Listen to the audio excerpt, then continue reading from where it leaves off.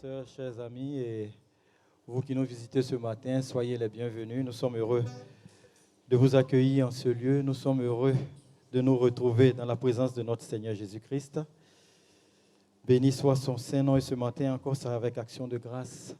C'est avec joie et reconnaissance que nous voulons faire monter vers lui toute notre adoration, toute notre louange, parce qu'il nous a gardés durant toute cette semaine, la semaine passée, et cette semaine, parce qu'encore aujourd'hui, il va nous faire du bien. Il va encore nous parler, il va encore restaurer, il va encore guérir, il va encore guider.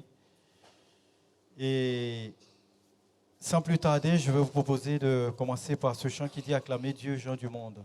Acclamons le roi des rois, acclamons le grand Dieu, car sa puissance brise tous les liens. Amen.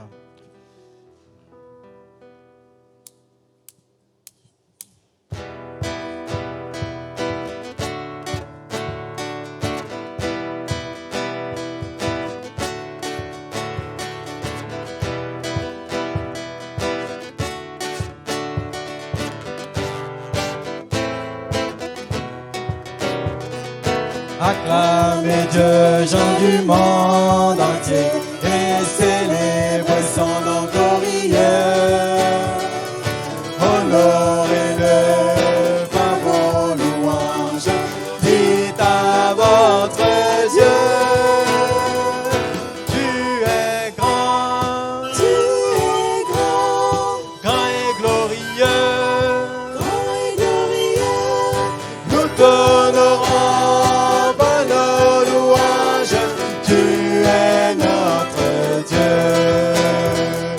Acclamez Dieu, gens du monde entier, et célébrez son nom glorieux.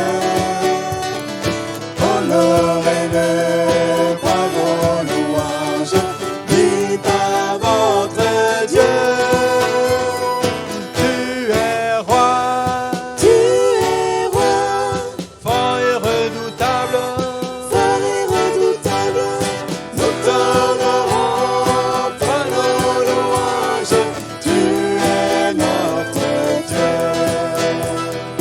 Acclamez Dieu, gens du monde entier, et célébrez son nom glorieux. Honorez-le par vos louanges, dites à votre Dieu. Ta puissance, brise tous nos liens, nous t'honorons.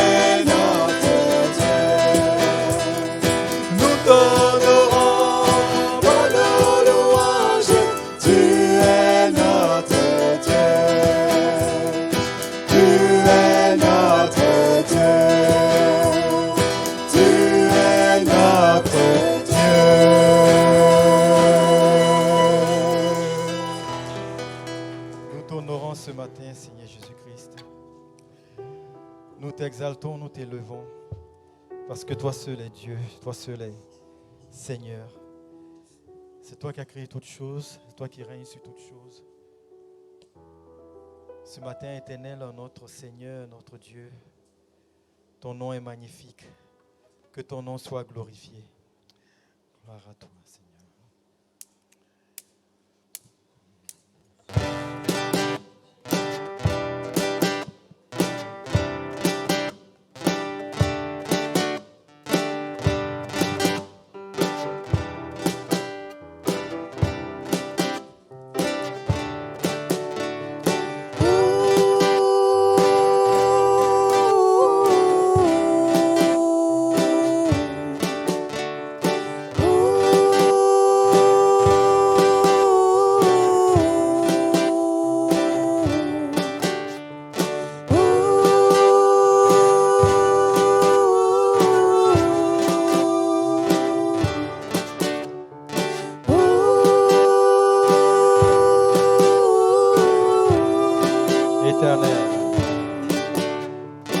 Éternel notre Seigneur, que ton nom est magnifique.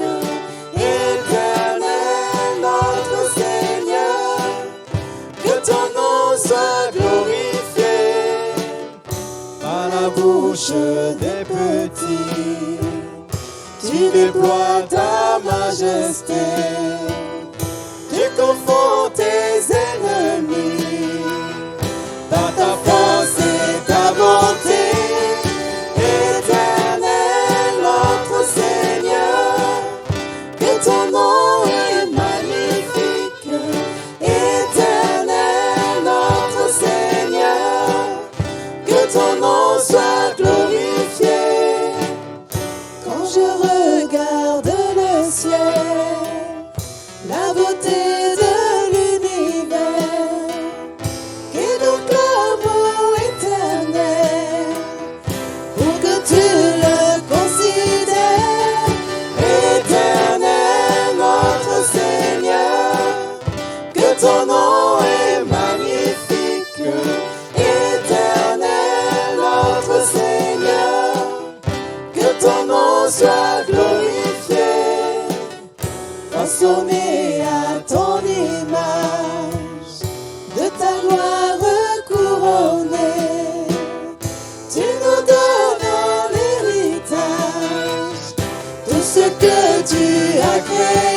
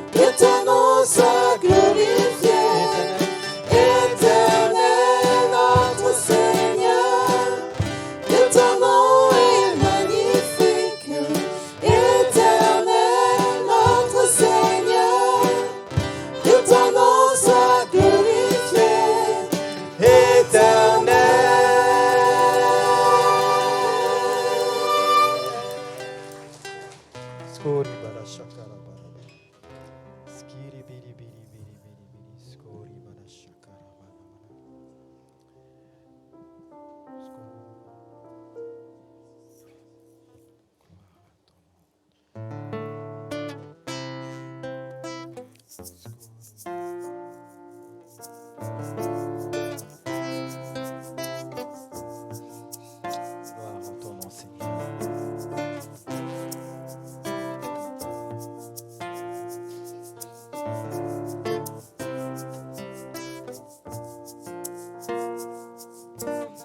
Lui qui est monté bien plus haut que tout, plus haut que les cieux, que les autres dieux. Lui qui donne tout, c'est lui qui couvre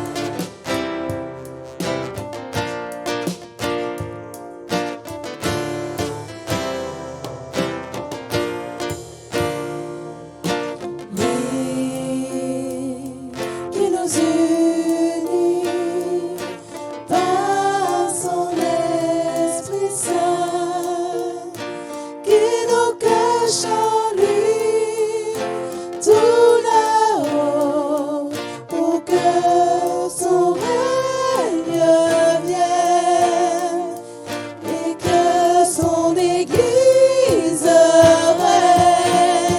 Christ est le plus grand, le plus beau, le plus fort, le plus haut. Christ est le plus grand, le plus haut, le plus fort, le plus beau.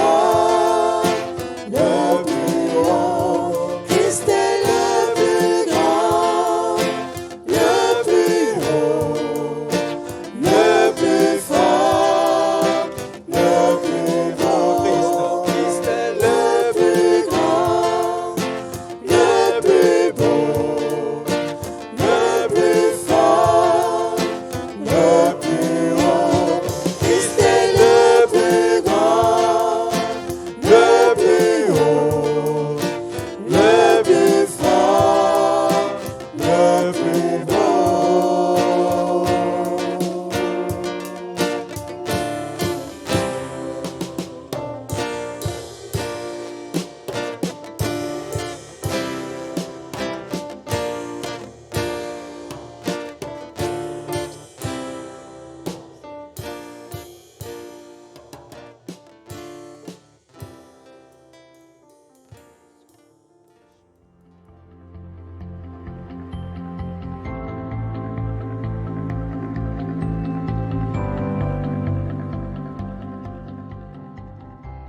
Amen. Amen. Vous savez, quand on regarde l'actualité de ce dernier temps, c'est une actualité très riche. C'est une actualité aussi qui peut inquiéter. Parce que le monde est comme en plein émoi, en pleine agitation, en plein questionnement. Et je pense que les enfants de Dieu que nous sommes devaient revenir aux fondamentaux de la foi, afin de se ressourcer, afin de se sécuriser, d'être apaisés et d'affronter ce monde en pleine agitation avec sérénité. Nous devons nous souvenir toujours que les bontés de l'Éternel ne sont pas épuisées. Ses compassions ne sont pas à leur terme. Elles se renouvellent chaque matin, comme dit Lamentations 3, 22 à 23. Et parmi les passages dans les Saintes Écritures, nous allons voir qu'il y a des livres, il y a des portions d'écriture qui nous apportent la quiétude, qui nous apportent l'espérance, qui nous apportent l'espoir, l'assurance.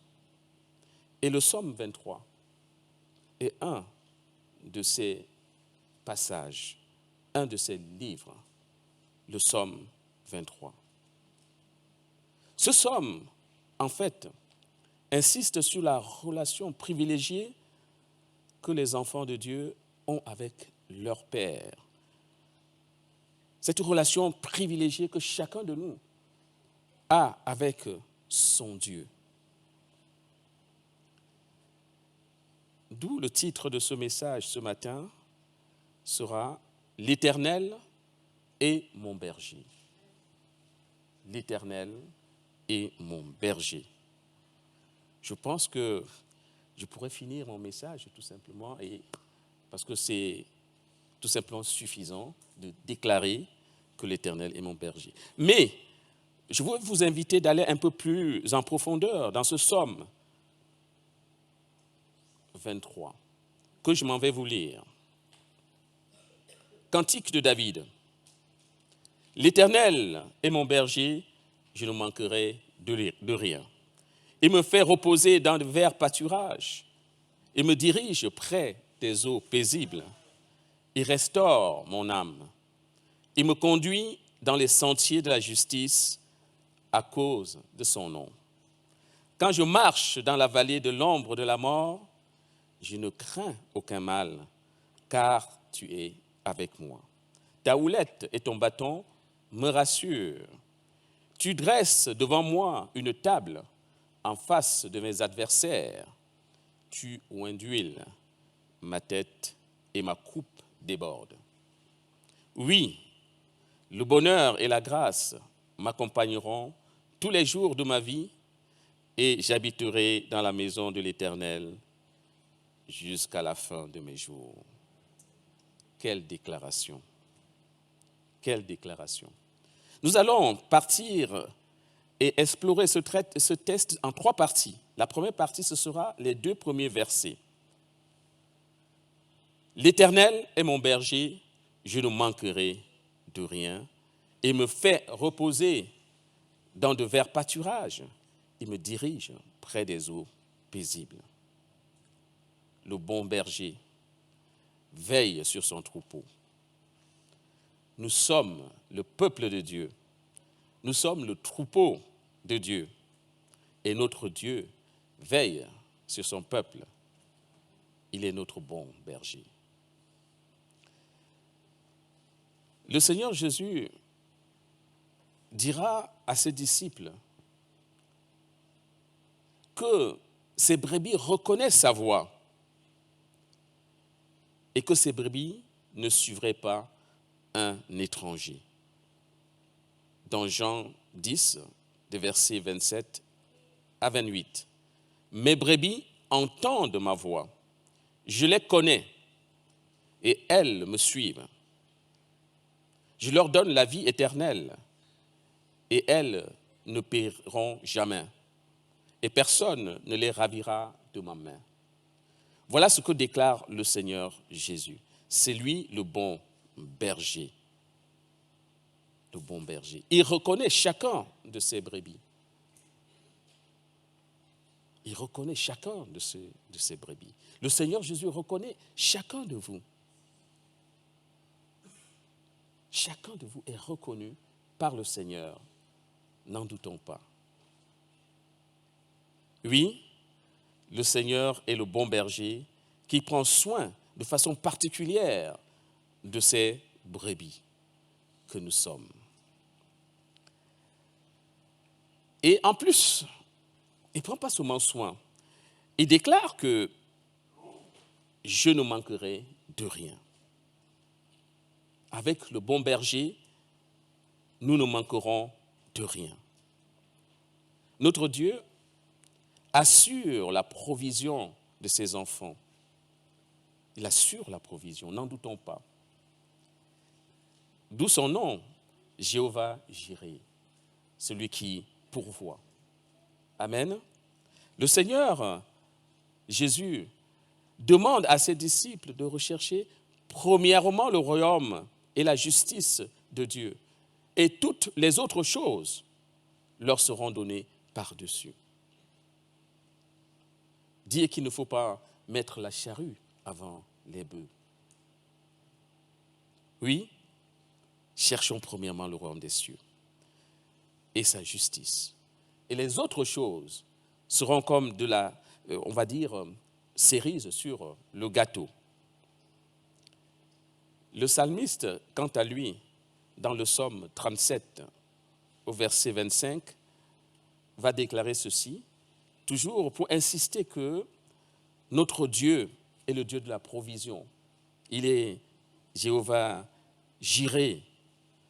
Il va déclarer ceci, j'ai été jeune j'ai vieilli, je n'ai point vu le juste abandonné, ni sa postérité mendiant son pain. Oui, le Seigneur est fidèle. C'est le Dieu de la provision. Cherchons premièrement le royaume des cieux et les autres choses, la provision viendra au-dessus.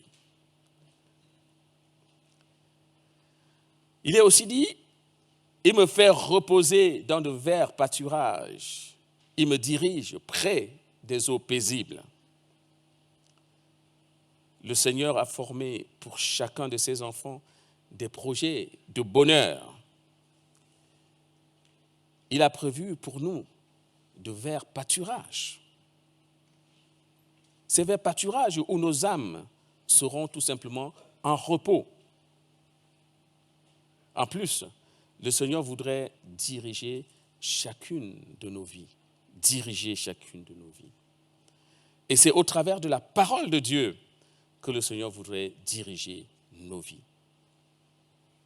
D'où cette nécessité de se plonger encore et toujours dans la parole de Dieu, de façon suivie. Parce que quand on est en face de la parole de Dieu, c'est là que le Seigneur nous parle. C'est ça, là que le Seigneur nous dirige. Et le psalmiste dira encore dans le psaume 119, au verset 105, ceci, « Ta parole est une lampe à mes pieds, une lumière sur mon chantier. » Ta parole est une lampe à mes pieds, une lumière sur mon chantier. Voilà, oui, l'Éternel voudrait diriger, n'est-ce pas, nos vies, afin de nous mener vers les eaux paisibles. La deuxième partie, ce serait juste un verset. C'est le verset 3. Il restaure mon âme. Il restaure mon âme. L'Éternel restaure l'âme. Il conduit dans les sentiers de la justice à cause de son nom. L'Éternel restaure mon âme. Et l'âme, qu'est-ce que c'est? L'âme, c'est le siège de nos émotions. Tout est à l'intérieur. Et le Seigneur vient restaurer notre être intérieur. C'est ce que nous ressentons au fond de nous-mêmes. Il n'y a que nous qui ressentons ces choses. Personne d'autre ne les ressente, sinon le Seigneur avec nous. Ce que nous avons ancré au fond de nous, c'est ça, l'âme. Vous savez, aujourd'hui, quand on regarde les statistiques, les consultations chez les psychologues ont atteint des pics parce que l'âme, de plus en plus, est troublée. L'âme des hommes est de plus en plus complètement, n'est-ce pas, attaquée. Et bien sûr, les chrétiens ne sont pas épargnés. Nous, les enfants de Dieu, nous ne sommes pas épargnés. Donc, le Seigneur nous tend la main. Si ce matin, vous êtes troublés, si ce matin, vous avez l'âme abattue, si ce matin, vous ne savez plus d'où donner de la tête, le Seigneur vous dit, je suis là, car je restaure l'âme abattue. De même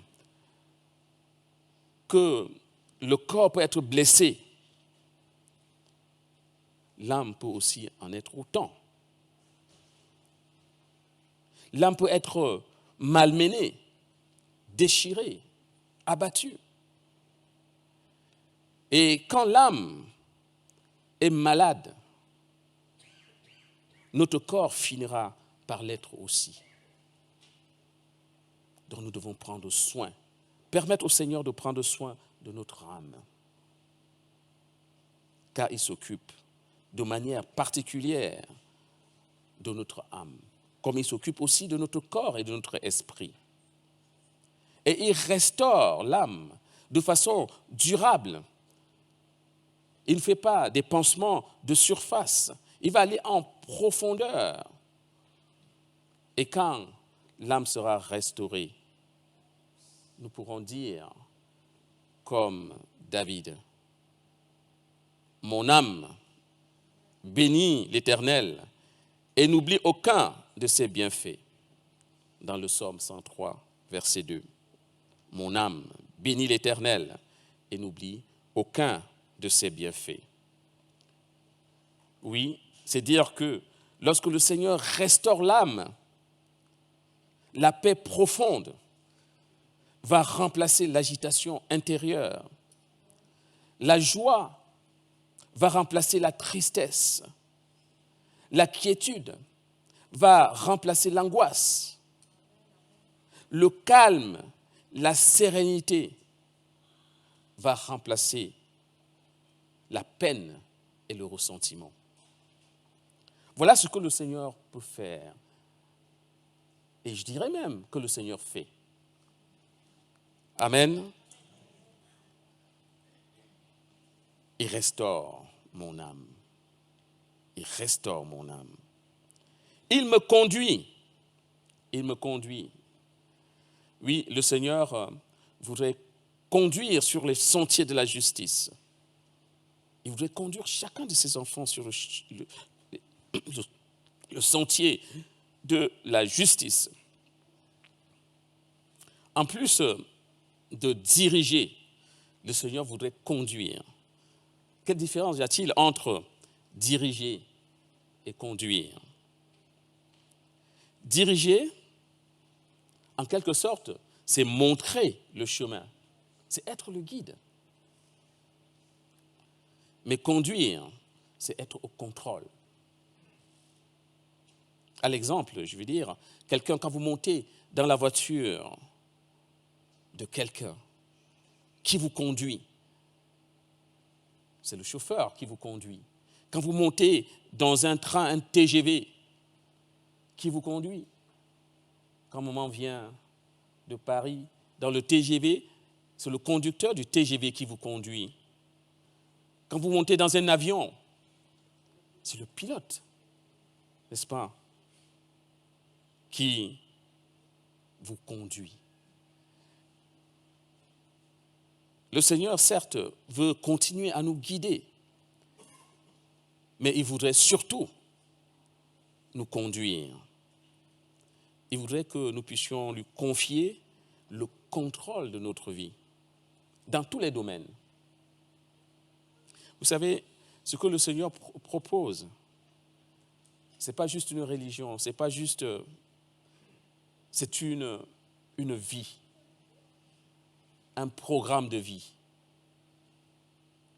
C'est ça que le Seigneur propose. Ça veut dire que nous devons lui laisser être au contrôle de nos vies dans tous les domaines. J'ai l'habitude de mentionner ici pour les jeunes et les moins jeunes, ceux qui aspirent au mariage. Ceux qui aspirent au mariage.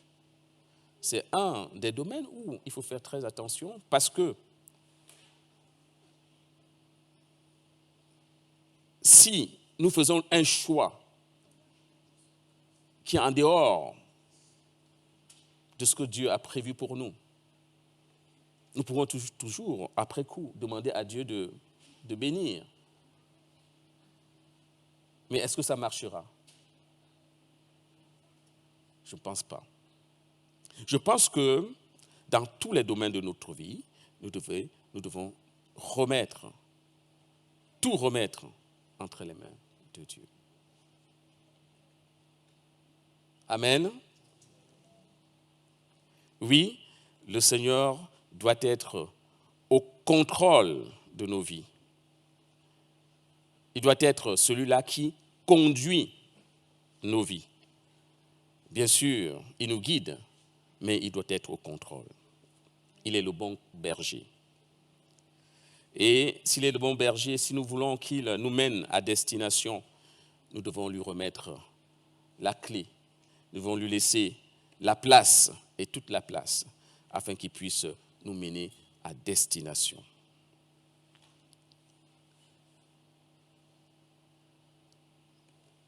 Il est aussi dit que Dieu voudrait nous conduire dans les sentiers de la justice. Les sentiers de la justice, en fait, c'est la vie chrétienne en elle-même. Et c'est un sentier quelquefois difficile, souvent jonché d'embûches. Si le Seigneur n'est avec nous, nous pouvons réussir à marcher dans les sentiers de la justice de Dieu. Et qu'est-ce que marcher dans les sentiers de la justice de Dieu? C'est mener, avant tout, une vie de sanctification. La parole de Dieu dit que sans la sanctification, nul ne verra Dieu. C'est mener une vie d'amour avec les deux. Tu aimeras le Seigneur ton Dieu et tu aimeras ton prochain comme toi-même. C'est une vie de bonté à l'image de notre Dieu. C'est une vie de don de soi. C'est une vie de sacrifice. C'est une vie de compassion. C'est une vie de service. Service par rapport à ce que Dieu nous appelle à faire. Qu'est-ce que le Seigneur nous appelle à faire? Une vie de service. Une vie aussi, bien sûr, de service, parce que nous sommes les serviteurs les uns des autres. C'est une vie de pardon. Une vie de pardon.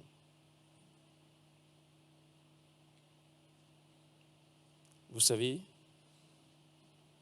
le pardon est au cœur de la vie chrétienne. Si on n'a pas de pardon, on ne peut pas avancer avec Dieu. Nous devons cultiver le pardon. Ce n'est pas souvent facile de pardonner quand nous avons été meurtris, quand nous avons été rabaissés.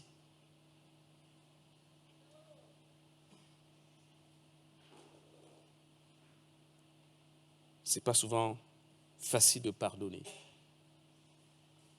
De nous-mêmes, quelquefois, c'est presque impossible, au vu de la gravité de ce que nous avons subi.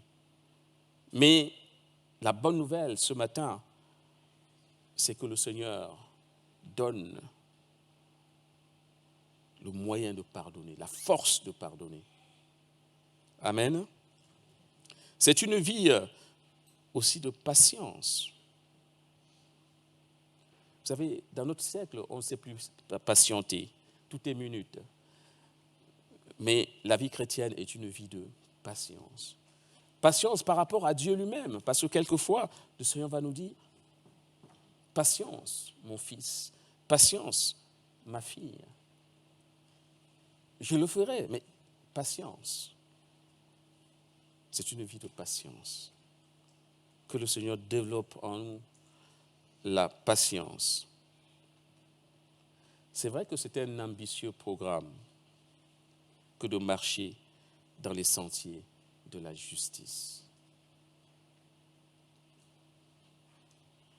Mais nous pouvons y parvenir si nous laissons l'Éternel au contrôle de toutes choses dans notre vie.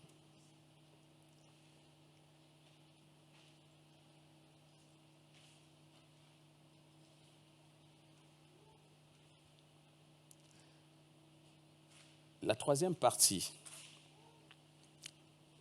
de cette méditation, ce sont les versets 4 à 6. C'est un peu plus long, je vais le lire. « Quand je marche dans la vallée de l'ombre de la mort, je ne crains aucun mal, car tu es avec moi. Ta houlette et ton bâton me rassurent. Tu dresses devant moi une table en face de mes adversaires. Tu ondules ma tête et ma coupe déborde. Oui, le bonheur et la grâce m'accompagneront tous les jours de ma vie et j'habiterai dans la maison de l'Éternel jusqu'à la fin de mes jours. Quand je marche dans la vallée de l'ombre de la mort, je ne crains aucun mal, car tu es avec moi. Ta houlette et ton bâton me rassurent. Comme nous l'avons déjà mentionné un peu plus haut, la vie chrétienne est pleine d'embûches. Chaque chrétien va traverser à un moment ou à un autre par des épreuves dans sa vie. Il faut tout simplement savoir que ces épreuves pourraient avoir plusieurs causes. Ça peut être du fait des hommes, par des persécutions, par de la méchanceté des hommes. Ça peut aussi être de notre propre fait. Vous savez, quand nous marchons avec le Seigneur, nous avons comme une bulle de protection autour de nous. Et cette bulle de protection nous protège contre les attaques, contre les agressions extérieures, spirituellement parlant. C'est une image. Mais malheureusement, ces bulles peuvent avoir des brèches. Et qu'est-ce qui occasionne ces brèches?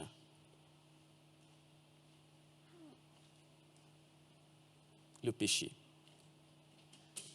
Donc chaque fois que nous sommes dans une démarche de désobéissance par rapport à la parole de Dieu, ça crée comme des brèches dans cette bulle de protection que le Seigneur a mis autour de nous. Et je pense que chaque fois qu'on se rend compte que nous avons fauté par rapport à Dieu, la chose à faire, c'est de courir auprès du Père et faire une démarche de repentance, tout simplement.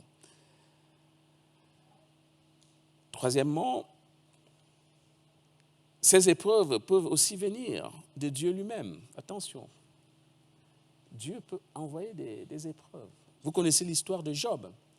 Il a eu des épreuves terribles. Mais c'était permis par Dieu. Donc ça veut dire que le Seigneur peut aussi permettre un certain nombre de choses, tout simplement pour forger notre foi, pour créer en nous, développer en nous le discernement, la patience, la foi. Vous connaissez cette histoire de l'aveugle-né, quand il a été guéri, et les disciples sont venus auprès du Seigneur Jésus pour dire, mais ce jeune homme, pourquoi est-il né aveugle? Est-ce parce que ses parents avaient péché ou peut-être parce que lui-même il avait péché? Le Seigneur Jésus a dit non, ce n'est pas parce que les parents ont péché, ce n'est pas parce que ce jeune homme avait péché.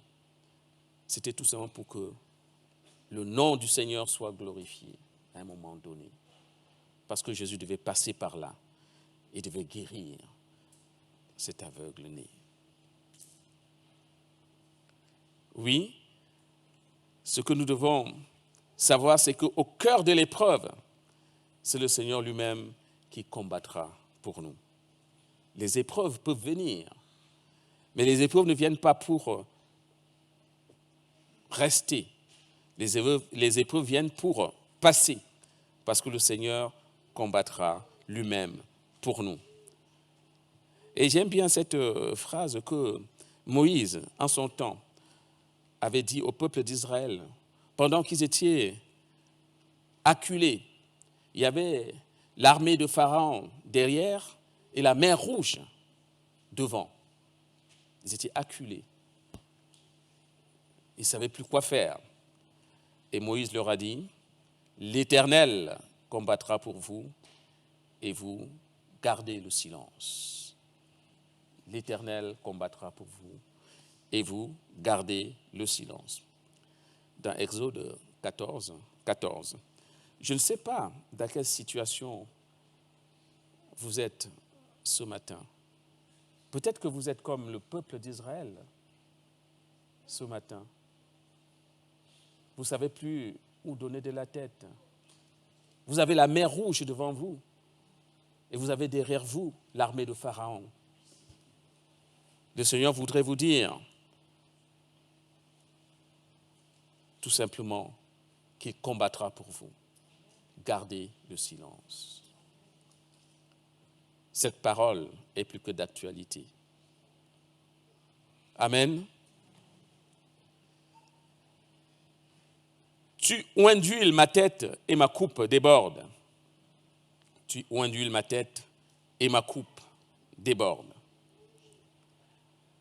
Le Seigneur a préparé pour toi des bénédictions de tout genre.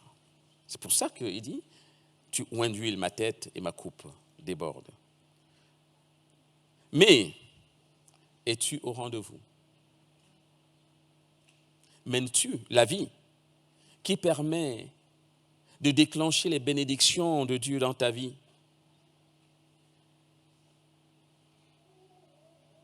Es-tu où le Seigneur voudrait que tu sois? Fais-tu ce que le Seigneur souhaiterait que tu fasses? Ésaïe 59,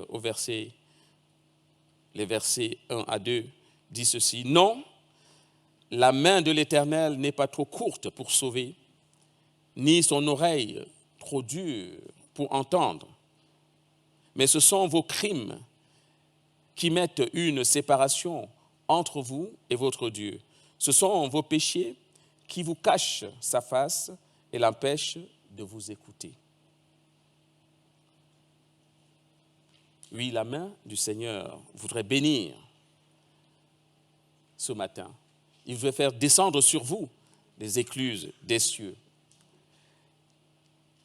Il voudrait que vous puissiez lui donner la clé, n'est-ce pas, de votre vie. Être au contrôle. Il voudrait être au contrôle afin de vous mener près des eaux paisibles.